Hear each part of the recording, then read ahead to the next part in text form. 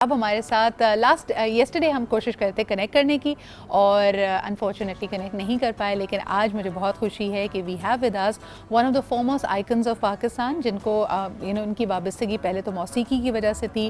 That's how we first knew about him, his acting and his music, but since then he has been an agent of impact. That's how I see him.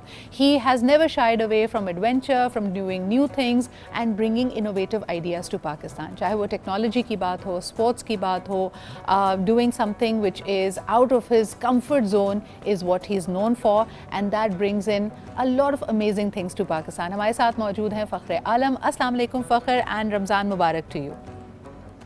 अस्सलाम वालेकुम शिद्रा and Ramzan. बहुत शुक्रिया वक्त निकालने के लिए. Karachi studio में हमें ज्वाइन कर रही हैं Tania Jahangir, who is a life coach, and of course we also have with us Mahreen Khanzada जो हमारे साथ मौजूद हैं. She is a clinical psychologist. अच्छा जी, टॉपिक हमारे पास हर रोज़ हम एक समाजी इशू भी लेने की कोशिश करते हैं. फ़ख्र, सबसे पहले गुफ्तगू का आगाज़ आपसे करना चाहूँगी because you are always on the go. हम आपको देखते हैं, आपकी वो जैसे अप इन द एयर वाला जो एक कैरेक्टर होता है ना, हमेशा आप या तो ट्रैवल कर रहे होते हैं एक डेस्टिनेशन से दूसरी डेस्टिनेशन. हम अगर एक छोटा मोटा सफ़र भी करते हैं तो मुझे लगता है हमारा सब्र, हमारा पेशेंस कंप्लीटली डिप्लीट हो जाता है. ये महीना इज़ ऑल अबाउट सब्र और तहम्मुल. मुझे बताएं आपकी अपनी क्या टिप्स है? How do you bring so much patience in your life? Sidra, it is थोड़ा डिस्टर्ब कर रहा और बदकिस्मती से दुनिया और माशरा बन गया है हमारे यहाँ पर. लोग के अंदर सब्र और तहम्मुल मामला है ना, वो बड़ा कम. सही. रमजान का महीना है, है, हमें बार बार इसकी आप सब्र से और सिर्फ ये नहीं, आप मुल्क में देख लें तो जो मीडिया जी Fakhr, I am so sorry to interrupt you. मुझे लग रहा है कि आपकी जो ऑडियो है वो थोड़ी डिस्टर्ब हुई हुई है. We just trying to fix that, but I will bring the same question to Tania.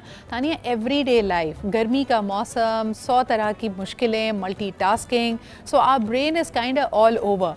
मुझे ये बताएं कि आपका, because you are a professional as well, what are your go to tips for being more patient?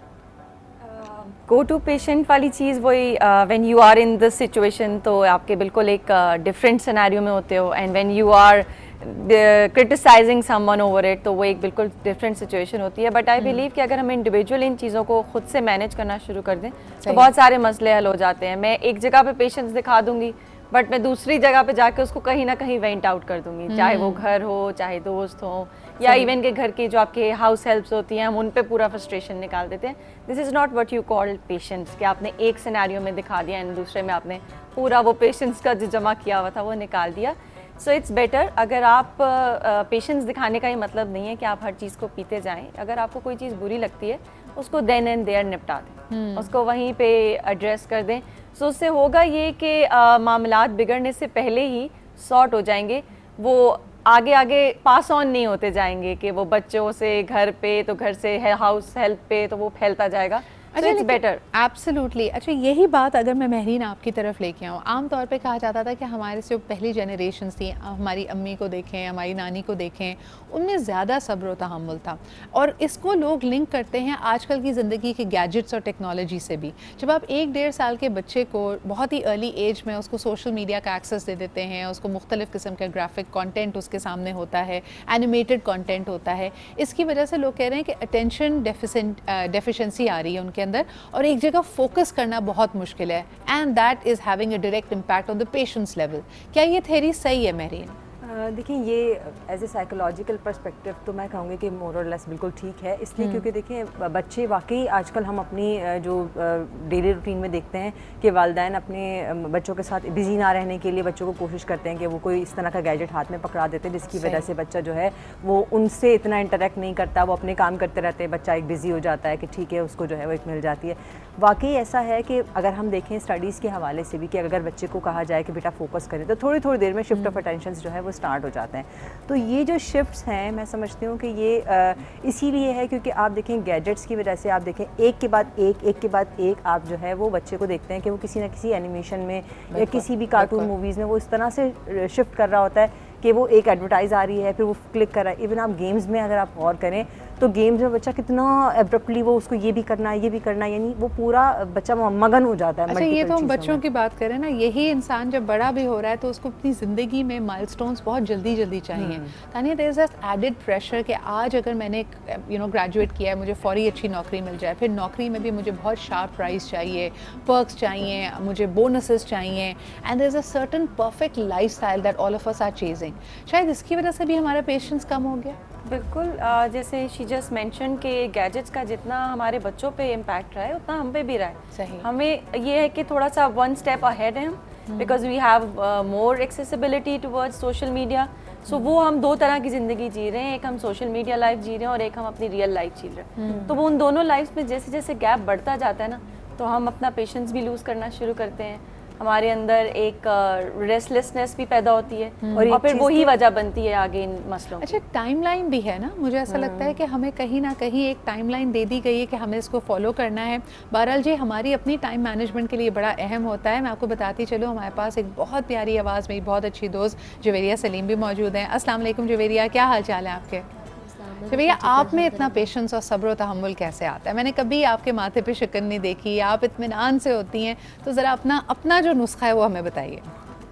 I think सबसे पहली चीज़ कि जिस field से मैं वाबस्ता हूँ, सबसे ज़्यादा ब्लेसिंग्स उसकी हैं। बेशक। ये जिक्र ऐसा है कि आपको अंदर से आपको जो है ना वो आपकी पर्सनालिटी में कोई तलातुम नहीं रहने देता। हाँ, so I think that's the best thing. And लेकिन मुझे बताएं कि जब आप महव होती हैं, कोई खूबसूरत सा कलाम पढ़ रही होती हैं या किसी लाइव ट्रांसमिशन में, ज़िंदगी के झमेले तो वैसे ही हैं ना। माशाल्लाह, आपकी एक छोटी प्यारी सी बेटी है, कभी जहन उसकी तरफ भी जाता होगा, वो क्या कर रही है, उसकी ज़रूरतें पूरी हैं, कैसे कंपार्टमेंटलाइज करती हैं?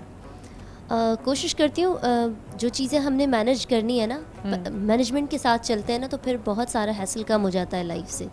तो बस मैनेजमेंट हमारी अच्छी होनी चाहिए। बिल्कुल सही, बिल्कुल सही। अच्छा, यही बात मैं फ़ख्र की तरफ लेके जाऊंगी। Fakhr, I hope I can hear you well now. मुझे बताएं कि ये जो इज़्तिराब की कैफियत है, हम सारे इस वक्त ऐसा लगता है एंजाइटी के मरीज़ बने हुए हैं, मौजूदा सूरत हाल भी आपके सामने है, कैसे सब्र का पैमाना लबरेज ना होने दें? आप कुछ टिप्स दें हमें। मेरा तो बड़ा सिंपल टिप, हर चीज के अंदर बेहतर करने की जरूरत,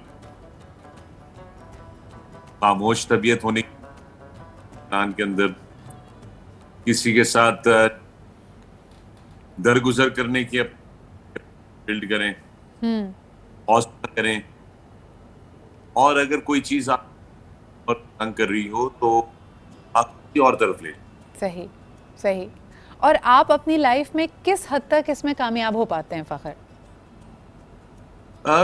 सिद्रा, पहले नहीं था इतना, बहुत इम्पेशेंट था, लेकिन वक्त के साथ साथ मैंने सीखा कि बहुत ऐसी हमारे कंट्रोल में नहीं होती, मतलब कि बिल्कुल हम सही, एंग्जाइटी का शिकार हो कर जाए।